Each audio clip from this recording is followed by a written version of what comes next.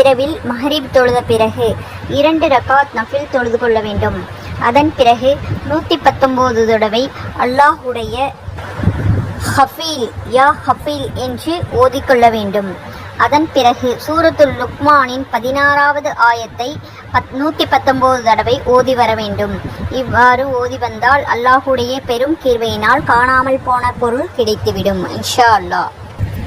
அந்த வசனம், யா புனைய இன்னஹா இன் தகு மிஸ்கால ஹப்பத்தின் மின் ஹர்தலின் ஃபதகுன் ஃபி சஹரத்தின் அவு ஃபிஸ் ஸமாவாத்தி அவு ஃபில் அர்லி யாத்தி பிஹல்லாஹ் இன்னல்லாஹ லதீஃபுன் கபீர்.